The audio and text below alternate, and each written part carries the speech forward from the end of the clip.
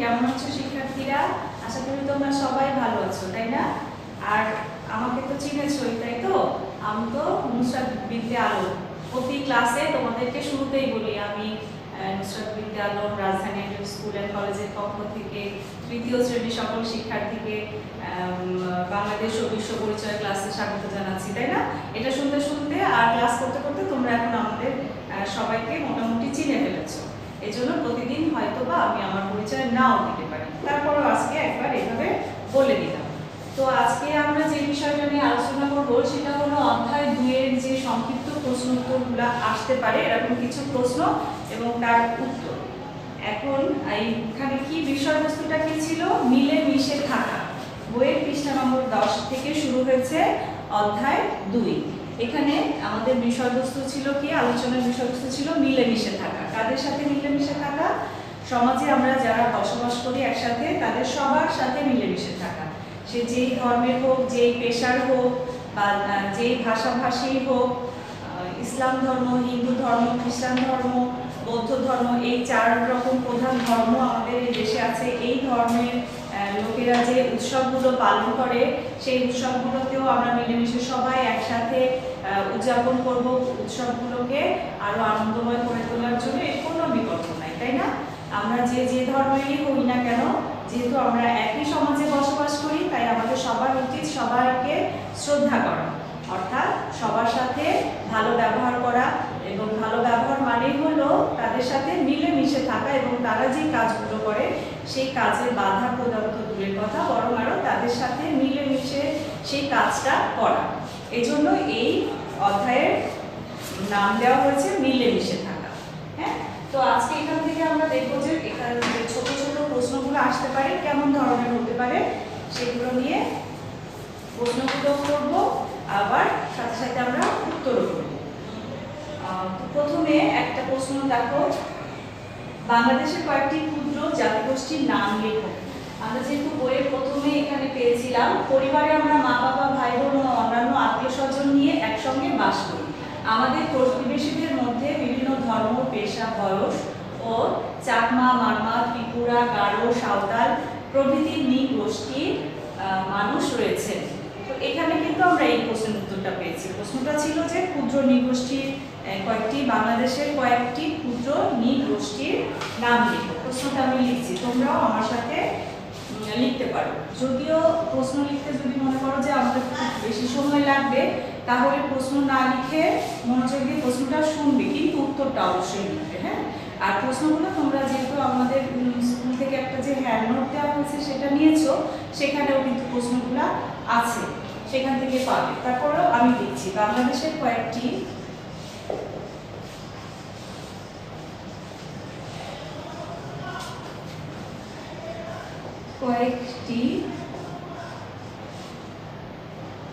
ক্ষুদ্র মানে কি? ছোট নৃগোষ্ঠী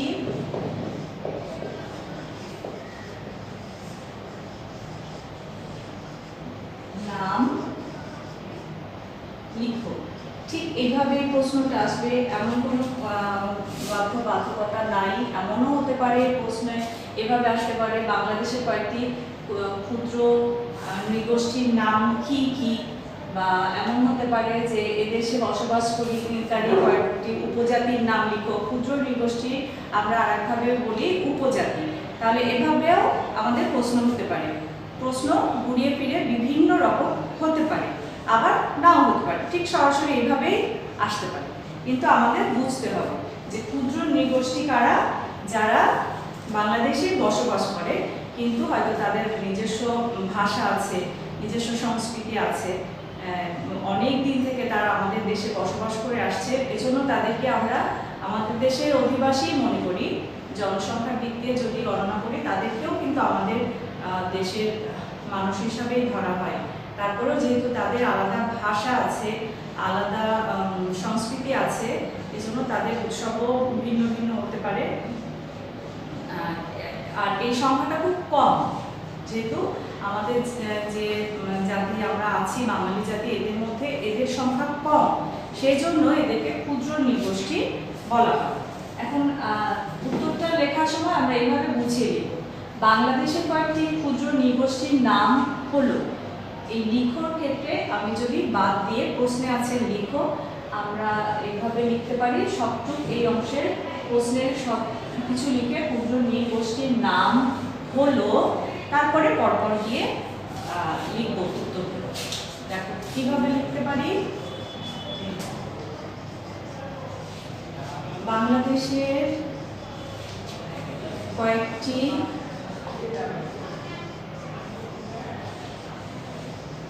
ক্ষুদ্র নৃগোষ্ঠীর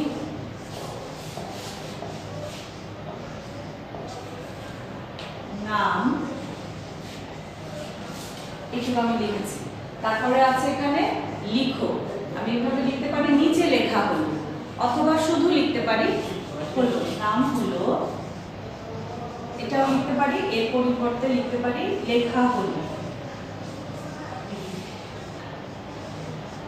এভাবে একটা টাইপের হলো অথবা লেখা হলো, যে কোনো একটা আমরা লিখে তারপরে যদি নামগুলো লিখি তাহলে প্রশ্নের উত্তরটা পড়তে ভালো লাগবে। নাম লেখা হলো বলে একটা হাইফেন দিয়ে এবার নামগুলো লেখা শুরু করব। এখন আমরা যেখানে বইয়ের যে অংশে পেয়েছি যে নামগুলো সেগুলো লিখব, এবং এছাড়াও আমরা আরো কিছু নাম যদি জানি সেটাও লিখতে পারি। তবে বইয়ে কি কি আছে? বইয়ে আছে হলো চাকমা, মারমা, ত্রিপুরা। চাকমা, মারমা, ত্রিপুরা,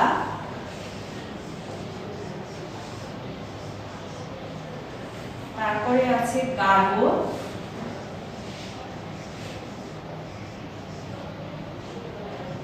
সাঁওতাল,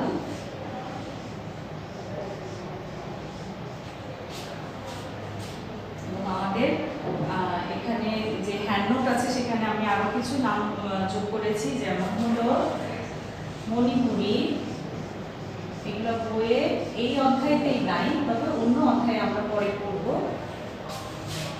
রাখাইন,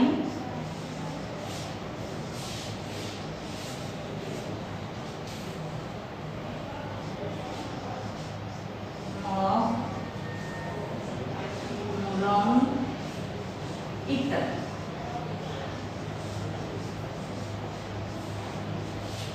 ঠিক আছে, এরকম করে আমরা প্রশ্নের উত্তরটা লিখব, লেখাটা যেন সুন্দর হয়। আমাদের যে হ্যান্ডনোট আছে সেখানেও এইভাবে লেখা আছে। কি লেখা আছে? বাংলাদেশের কয়েকটি ক্ষুদ্র নৃগোষ্ঠী হলো গারো, চাকমা, সাঁওতাল, রাখাইন, মণিপুরি, মারমা, ত্রিপুরা, মগ, খাসিয়া ইত্যাদি। এখানে আবার একটা নাম আছে, সেটা হলো খাসিয়া। তো আমরা কয়েকটা ক্ষুদ্র নৃগোষ্ঠীর নাম এখানে লিখলাম। তোমরা যদি শুধু বইয়ে যেগুলো আছে সেগুলো লিখো তাহলে হবে, তবে মনে রাখবে বানানটা সঠিক যেন হয় আর লেখাটা যেন পরিচ্ছন্ন হয়। এবং ক্লাস 2-তে কিন্তু পেন্সিল দিয়ে লিখতে হবে। এরপরে আছে মুসলমানদের দুটি প্রধান ধর্মীয় উৎসব কি? এখানে উল্লেখ করে দিয়েছে যে দুটি ধর্মীয় উৎসব, প্রধান দুটি ধর্মীয় উৎসব। মুসলমানদের প্রধান দুটি ধর্মীয় উৎসব হলো। 2 নম্বর প্রশ্ন হলো উৎসব কি কি? তাহলে আমরা উত্তরটাও এভাবে লিখব যে মুসলমানদের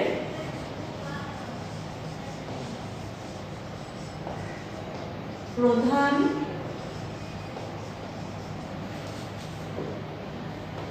দুটি ধর্মীয় উৎসব হলো। ধর্মীয় উৎসব কেন বলেছে?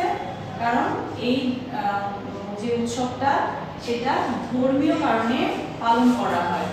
ধর্মীয় উৎসব হলো কি? যেহেতু দুইটা তাই 1 নম্বর 2 নম্বর দিয়ে আমরা লিখব ঈদ উল ফিতর, আর একটা হলো 2 নম্বর ঈদ উল আজহা।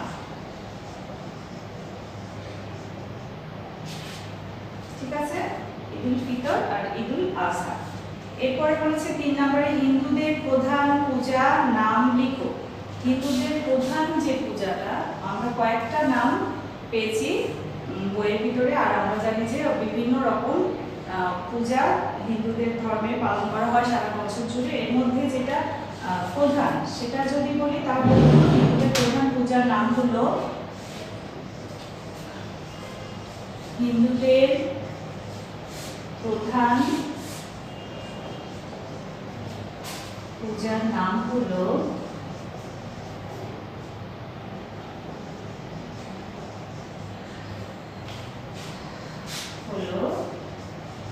কি?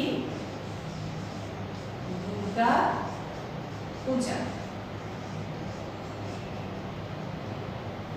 আমি আসলে তোমাদের এখানে একটা জিনিস লেখার ক্ষেত্রে খেয়াল করতে বলছি যে তোমরা প্রশ্নটা ভালোভাবে পড়বে। প্রশ্নটা যেভাবে করা আছে, সংক্ষিপ্ত প্রশ্নের উত্তরটা শুরু করবে ঠিক সেভাবে। এখানে প্রশ্ন আছে হিন্দু ধর্মের প্রধান পূজার নাম লেখো। তোমরা লিখতে পারো হিন্দু ধর্মের প্রধান পূজার নাম হলো বা লেখা হলো, তারপরে নামটা লিখে ফেলবো। এখানে প্রধান পূজা কোনটা? দুর্গা পূজা, এটা লিখবে। এরপর 3 নম্বর প্রশ্ন চলছে। 3 নম্বর প্রশ্ন কি আছে? 3 নম্বর প্রশ্ন আছে, না এটাই ছিল 3 নম্বর, না তাহলে 4 নম্বর যাবে। বৌদ্ধদের প্রধান ধর্মীয় উৎসব কোনটি? বৌদ্ধদের নামের সাথে উৎসবের কিন্তু বেশ একটা মিল আছে, তাই না? মনে আছে যখন আমরা পড়েছিলাম বইয়ের ভিতর থেকে, তখন কিন্তু আমরা জেনেছি যে বৌদ্ধদের প্রধান ধর্মীয় উৎসব কোনটি। 4 নম্বরের উত্তর হলো বৌদ্ধদের প্রধান ধর্মীয় উৎসব কোনটি? অর্থাৎ এখানে একটা নির্দিষ্ট নাম চাওয়া হয়েছে, কোনটি। তাহলে উত্তরটা আমরা লেখার সময় ঠিক একইভাবে লিখব যেভাবে প্রশ্ন আছে। বৌদ্ধদের প্রধান ধর্মীয় উৎসব হলো, এই অংশটুকু পুরোপুরি লিখতে হবে। কোনটা ছাড়া? এই কোনটি শব্দটা ছাড়া। এখানে কি লিখবো? এই সামনে দুটো সব লেখার পরে লিখবো হলো বৌদ্ধদের প্রধান ধর্মীয় উৎসব হলো। আমরা বইয়ে কিন্তু নামের মানে এই উৎসবের নামের বানানটা শিখেছিলাম, আর ঠিক সেভাবেই আমরা উত্তরে লেখার সময় লিখব। এখানে লেখা ছিল বুদ্ধ পূর্ণিমা। বই যদি খেয়াল করো পৃষ্ঠা নম্বর 14-তে এখানে লেখা আছে বৌদ্ধদের প্রধান উৎসব বুদ্ধ পূর্ণিমা। এই দেখো বুদ্ধ পূর্ণিমা। ঠিক এভাবেই আমরা নামটা লিখব, বুদ্ধ পূর্ণিমা। পূর্ণিমাতে মধ্যাহ্ন এবং মধ্যাহ্নের উপরে রেখ। ঠিক আছে, আমি কিন্তু এখানে এই দাগটা দিয়েছি, অর্থাৎ উপরের এই যে নিচে দাগ টানা অংশটুকু এখানে লিখতে হবে। বৌদ্ধদের প্রধান ধর্মীয় উৎসব হলো বুদ্ধ পূর্ণিমা। ঠিক আছে, এরপর 5 নম্বরে আছে হলো কত তারিখে খ্রিস্টানদের ধর্মীয় উৎসব পালিত হয়?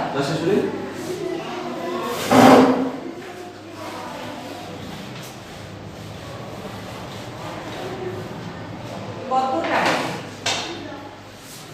এটা আমরা কিন্তু মোটামুটি সবাই কম বেশি জানি। কত তারিখে খ্রিস্টানদের ধর্মীয় উৎসব পালিত হয়? আমরা জানি যে প্রতি বছর 25 ডিসেম্বরে গিয়ে খ্রিস্টানদের সবথেকে বড় যে ধর্মীয় উৎসব বড়দিন সেটা পালিত হয়। এখানে বলেছে কত তারিখে, তারিখটাকে বেশি গুরুত্ব দেওয়া হয়েছে। কত তারিখে? 5 নম্বরের প্রশ্ন হলো কত তারিখে খ্রিস্টানদের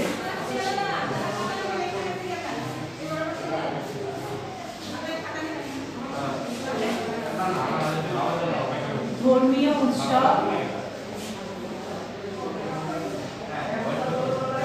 পালিত হয়?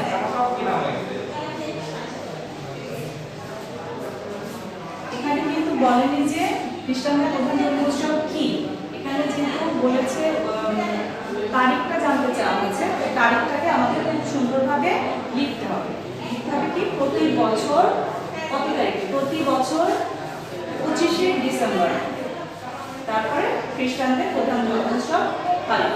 তারপরে তুমি লিখতে পারো বড়দিন, অথবা না লিখলেও কোনো অসুবিধা নেই। সেজন্য আমরা তারিখটা আগে লিখে ফেলছি।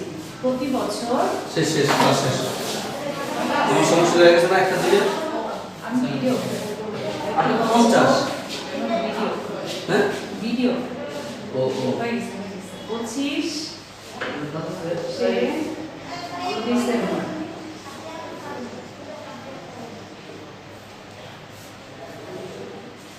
খ্রিস্টানদের আপনি নেন, আমি বলতে চাই আপনি থাকবেন যাবেন না। প্রতি বছর 25শে ডিসেম্বর খ্রিস্টানদের ধর্মীয় উৎসব। এখন তুমি নামটা তুলতেও পারো, নাও তুলতে পারো, বড়দিন পালিত। এই বড়দিন কথাটা এখন তুমি লিখলেও পারো, নাও লিখতে পারো, যেহেতু আমাদের প্রশ্নটা ছিল কত তারিখে খ্রিস্টানদের ধর্মীয় উৎসব পালিত হয়। প্রতি বছর 25শে ডিসেম্বর খ্রিস্টানদের ধর্মীয় উৎসব বড়দিন পালিত হয়। আবার যদি এটা না লিখো তাহলেও কোনো অসুবিধা নেই। তাহলে কি হবে, প্রতি বছর 25শে ডিসেম্বর খ্রিস্টানদের ধর্মীয় উৎসব পালিত হয়।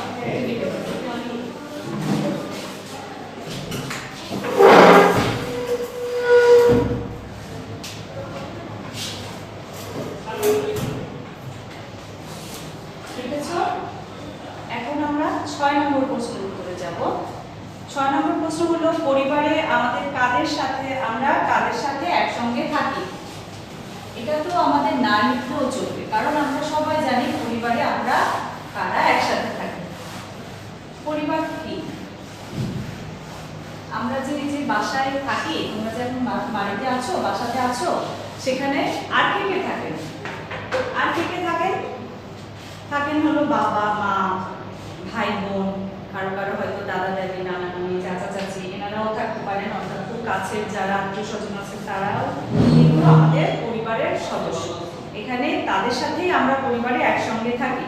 পরিবারে আমরা কাদের নিয়ে একসঙ্গে থাকি? পরিবারে আমরা মা বাবা, ভাই বোন ও অন্যান্য নিকট আত্মীয়দের নিয়ে একসঙ্গে থাকি।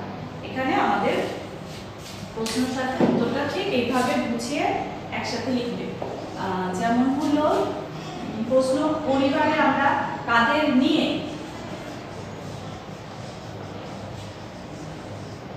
পরিবারে আমরা কাদের নিয়ে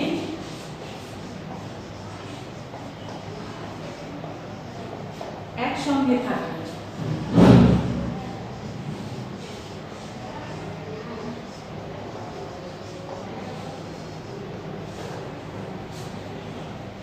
এখন উত্তরটাও ঠিক প্রশ্নের সাথে মিলিয়ে আমরা লিখতে পারি। পরিবারে আমরা, এই কথাটুকু লেখার পর এবার যাদের যাদের সাথে থাকি তাদের নামগুলো লিখতে পারি।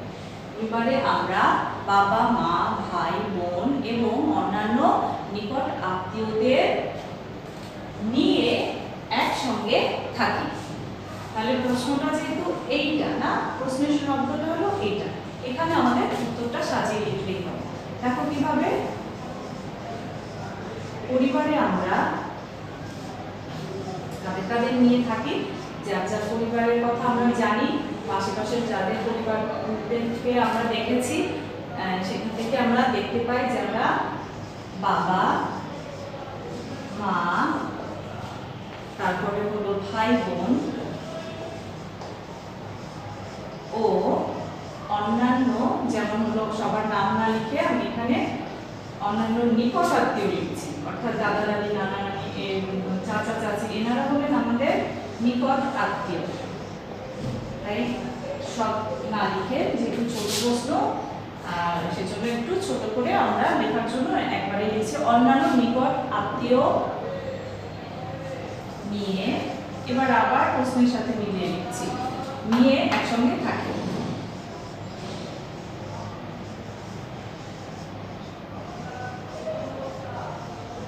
ঠিক আছে, তাহলে আমাদের লিখতে অনেক সহজ হবে। প্রশ্নের সাথে মিলিয়ে লিখলে পড়তেও আমাদের ভালো লাগবে। পরিবারে আমরা কাদের নিয়ে একসঙ্গে থাকি? পরিবারে আমরা মা বাবা, ভাই বোন ও অন্যান্য নিকট আত্মীয় নিয়ে একসঙ্গে থাকি।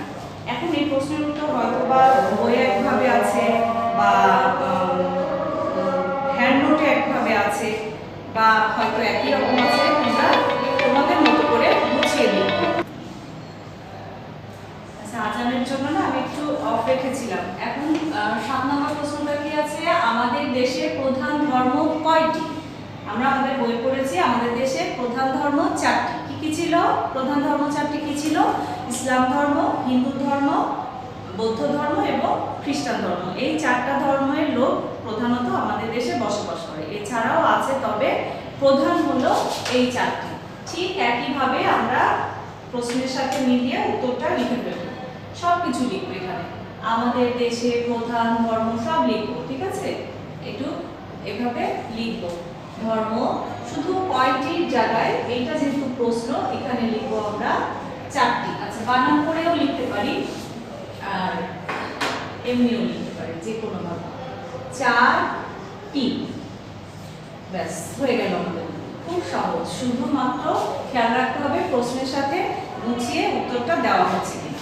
হ্যাঁ, এবার ঈদ ছাড়া মুসলমানদের আরো কয়েকটি উৎসবের নাম লিখবো। আমরা দুইটা ঈদের নাম এর আগে পেয়েছি, একটা হলো ঈদ উল ফিতর, একটা ঈদ উল আজহা। এছাড়া আমাদের আরো কিছু উৎসব আছে যেগুলো এদেশে মুসলমানরা পালন করে। ঈদ ছাড়া মুসলমানদের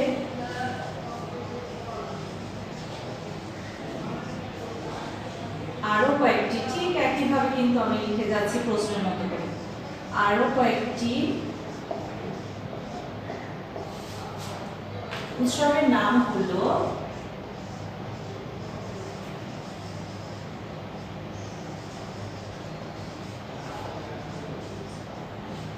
যা যা আমরা বই পেয়েছিলাম সেগুলোই লিখবো। বই কি পেয়েছি? শবে বরাত, শবে কদর, ঈদ মিলাদুন নবী, এগুলাই দেখো এখানে আছে। সব ঈদ বরাত, সব ঈদ কদর, ঈদ মিলাদুন নবী, এটা আছে পৃষ্ঠা নম্বর 12-তে। এবং মুসলমানদের ধর্মীয় উৎসব এই প্যারার নিচের অংশে, এটাই লিখো। সব ঈদ বরাত, বইয়ে যেভাবে লেখা আছে, যেখানে হাইফেন দেওয়া আছে সেখানে সেভাবে আমরা লেখার চেষ্টা করব, তাহলে পুরোপুরি নম্বরটা পাবো। সব ঈদ কদর, কদরের সাথে দেখো একটা ব আছে, কয় নিচে ব, কয় ব দ বসনা, কদর, ঈদ মিলাদুন নবী, এখানে সব রসিকার ইত্যাদি। সবে মিরাজ আছে, আমি সবকিছু লিখছি না, কয়েকটা লিখেছি এজন্য ইত্যাদি লিখলাম। সবে বরাত, সবে কদর, ঈদ মিলাদুন নবী ইত্যাদি। ঠিক আছে, এবার হলো 9 নম্বর প্রশ্ন। হিন্দু ধর্মের প্রধান ধর্মীয় উৎসব কয়টি ও কি কি? প্রধান ধর্মীয় উৎসব কয়টি ও কি কি? এখানে এর আগে একটা ছিল প্রধান পূজা কোনটি, আর এখানে পরের 9 নম্বরের প্রশ্নের উত্তর হলো, না প্রশ্ন হলো কয়টি ও কি কি?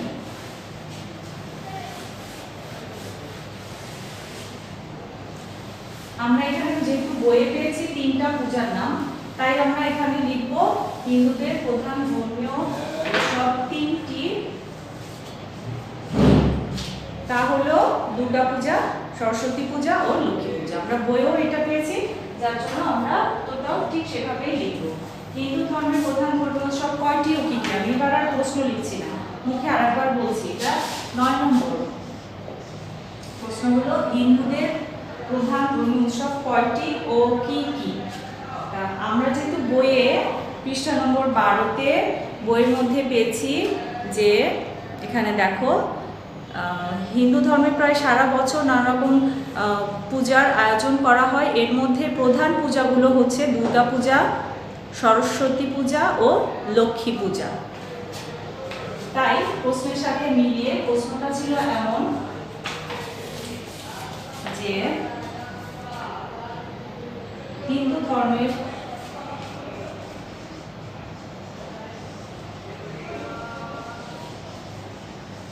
প্রধান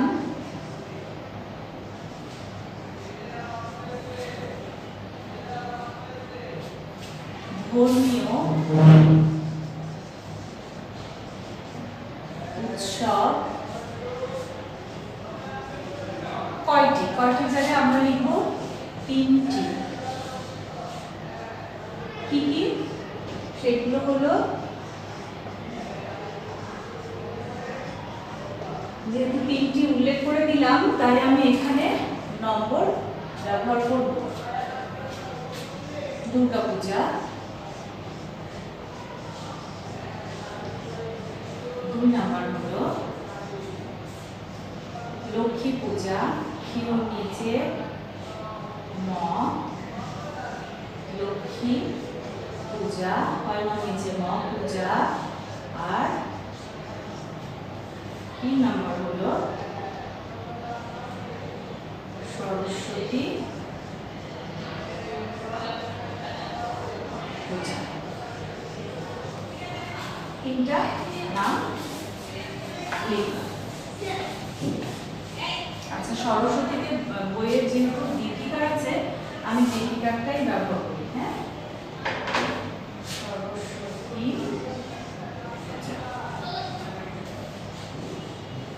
হলো। 10 নম্বর প্রশ্ন হলো বৌদ্ধদের প্রধান উৎসবের নাম কি? বৌদ্ধদের প্রধান উৎসবের নাম হলো বুদ্ধ পূর্ণিমা।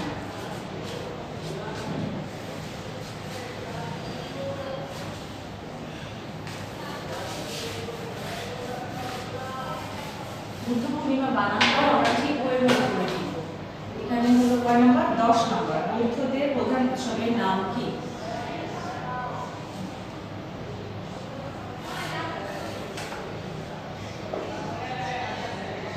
বৌদ্ধদের প্রধান উৎসবের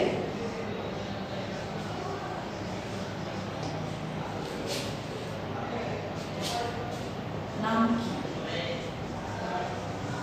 ঠিক প্রশ্নের মতো আমি বলেছি যে উত্তর লেখার সময় এভাবে সাজিয়ে লিখতে হবে। বৌদ্ধদের প্রধান উৎসবের নাম হলো, এই সবটুকু তোমরা লিখবে, লিখে কি এর জায়গায় উত্তরে লিখবে কি, এই সবটুকু লেখার পর লিখবে বুদ্ধ পূর্ণিমা।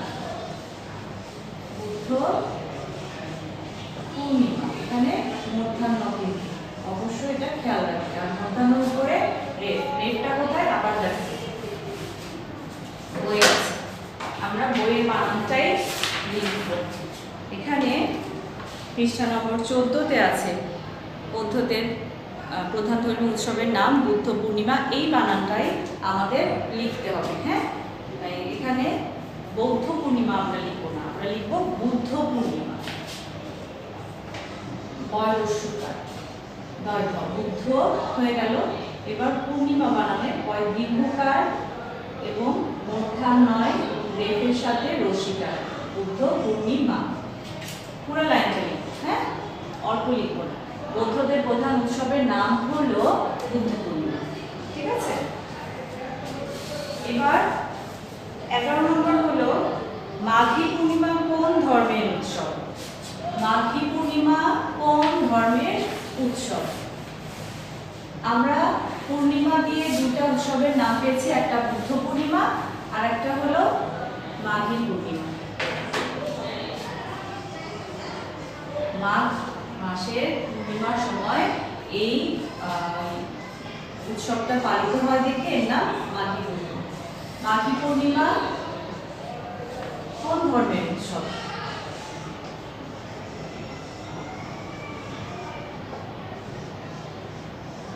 একটা সহজ বুদ্ধি হলো, দুটা পূর্ণিমা যে উৎসবের নাম শেষে আছে সেগুলা হলো দুটাই বৌদ্ধ ধর্মের উৎসব। তাহলে ঠিক প্রশ্নের মতো করে উত্তর সাজাবো। মাঘী পূর্ণিমা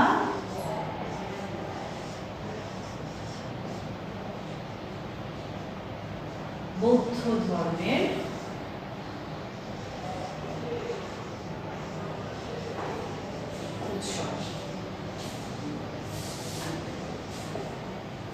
ঠিক আছে, আমরা প্রশ্নের সাথে মিল রেখে উত্তরটা লিখব।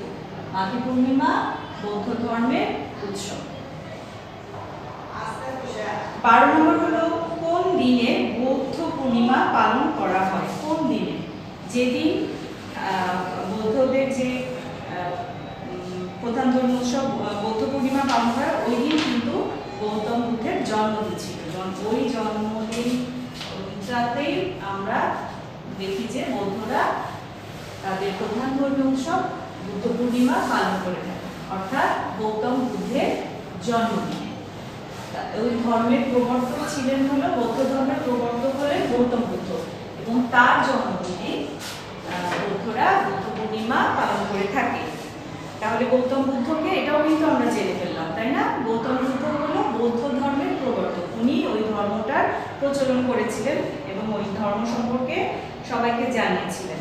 তাই এখানে প্রশ্ন করা হয়েছে যে কবে বুদ্ধ পূর্ণিমা পালন করা হয়?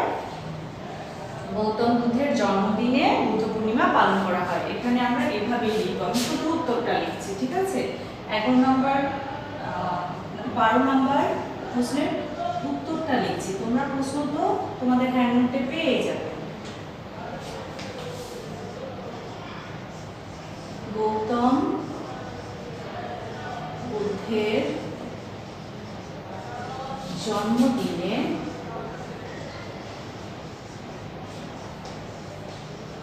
বুদ্ধ পূর্ণিমা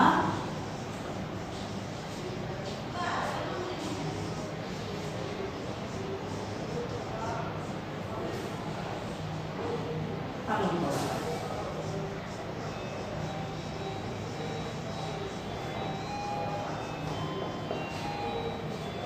ঠিক আছে, তাহলে গৌতম বুদ্ধের জন্মদিনে বুদ্ধ পূর্ণিমা পালন করা হয়। তোমাদের হ্যান্ডনোটে হয়তো শুধু উত্তরটা দেওয়া আছে, কিন্তু তোমাদেরকে বারবার আমি বলছি যে তোমাদের যখন ছোট প্রশ্নের উত্তরটা লিখতে হবে তখন তোমরা একটা সম্পূর্ণ বাক্য লিখবে, অর্থাৎ গুছিয়ে প্রশ্নের সাথে মিল রেখে তারপর উত্তরটা লিখবে। এরপর খ্রিস্টানদের প্রধান ধর্মীয় উৎসব কি? প্রশ্নের সাথে সবটুকু মিলিয়ে খ্রিস্টানদের প্রধান ধর্মীয় উৎসব হলো বড়দিন, অথবা যদি নাও লিখতে চাও লিখবে খ্রিস্টানদের প্রধান ধর্মীয় উৎসব বড়দিন। 14 নম্বর, কত তারিখে বড়দিন পালন করা হয়?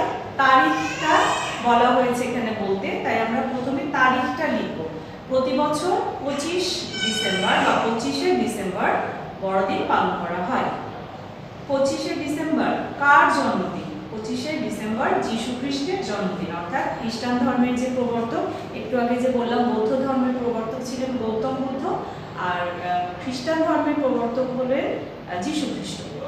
তো যার জন্য তার জন্মদিনে কিন্তু বড়দিন, অর্থাৎ খ্রিস্টানদের সবথেকে বড় ধর্মীয় উৎসব পালন করা হয়। এছাড়াও আরেকটা কি আছে 16 নম্বর প্রশ্ন, বড়দিন ছাড়াও খ্রিস্টানদের অন্যান্য ধর্মীয় উৎসবগুলো কি? খ্রিস্টানদের বড়দিন ছাড়াও খ্রিস্টানদের অন্যান্য ধর্মীয় উৎসবগুলো হলো গুড ফ্রাইডে, ইস্টার সানডে ইত্যাদি। হ্যাঁ, তাহলে তোমাদের হ্যান্ডনোটে যে প্রশ্নগুলো আছে সংক্ষেপে সেগুলোর উত্তর লেখা চর্চা করলাম আমরা আজকে। কিভাবে লিখতে হবে প্রশ্নের সাথে মিল রেখে গুছিয়ে সুন্দরভাবে লিখতে হবে, এবং মনে রাখবে যে এই প্রশ্নগুলো ছাড়াও যে একটা ছোট ছোট প্রশ্ন কিন্তু আসতেও পারে বা আমাদের শিখতে হতে হবে, কারণ না শিখলে আমরা নিজের ভাষায় সুন্দরভাবে গুছিয়ে লেখা পারবো না। যেমন এখানে দেখো একটা লাইন, একই শ্রেণীতে আমরা সবাই সমবয়সী হলেও আমরা একে অপরের থেকে আলাদা। আমি এখন যদি এই প্রশ্নটা হ্যান্ডনোটে নাই দেখে আর কখনো শিখবো না বা পারবো না এর উত্তর দিতে, এমন তো না। আমরা জানি যে আমরা যদি একই ক্লাসে পড়ে থাকি তাদের সবার বয়স এক হলেও, সমবয়সী হলেও এদের কিন্তু সব কিছু একই না, কিছু কিছু ব্যাপার আছে যেগুলো তাদের ভিতরে আলাদা। কারণ প্রথমেই আমি যেটা বলতে পারি যে একজনের সাথে আরেকজনের চেহারা মিলবে, তাই না? আলাদা কিছু না কিছু দিক থেকে তো অবশ্যই আলাদা, কারণ বাবা মা তো এক না, সবার বাবা মা আলাদা, তারপর তাদের আবার পেশা আলাদা, সবার ধর্মও এক না, আবার সবাই ছেলেও না বা সবাই মেয়েও না, ভিন্ন ধর্মের আছে, বিভিন্ন পেশার বাবা মায়ের সন্তান তোমরা। তাই বলছে যে একে অপরের থেকে কেমন, প্রশ্ন করতে পারি একই শ্রেণীতে পড়া সত্ত্বেও, সমবয়সী হওয়া সত্ত্বেও একই শ্রেণীর সমবয়সী হওয়া সত্ত্বেও আমরা একে অপর থেকে কি কেমন আলাদা। আমাদের প্রশ্নের উত্তরটা হবে তখন আলাদা। তারপরে আবার এমন প্রশ্ন হতে পারে,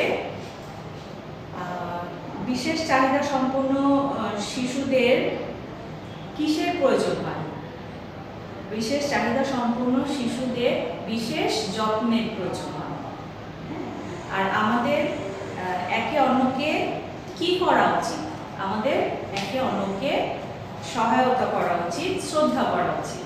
হ্যাঁ, এই প্রশ্নগুলো কিন্তু হ্যান্ডনোটে উল্লেখ করা নেই, কিন্তু আমরা এগুলা যদি ভালোভাবে ভিতর থেকে পড়ি তাহলে উত্তর করতে পারবো। প্রশ্ন যদি একদম সবগুলো হ্যান্ডনোট থেকে না আসে এবং আসবে না এটাই আমরা ধরবো, আমরা এগুলা চর্চা করব এবং পাশাপাশি আরো অন্যান্য প্রশ্নের উত্তর শিখবো আর দেওয়ার চেষ্টা করব, নিজের ভাষায় লেখার চেষ্টা করবো। আর কিভাবে লিখবে সেটা নিয়েই আজকে তোমাদের সাথে ক্লাস করবো। তাহলে তোমরা এইভাবে আরো কিছু নিজেরা প্রশ্ন তৈরি করবে এবং সেগুলোর উত্তর চর্চা করবে। ঠিক আছে, তাহলে আজকের পর্যন্তই থাকছে আমাদের আজকের ক্লাস। তোমরা সবাই ভালো থেকো। আল্লাহ হাফেজ।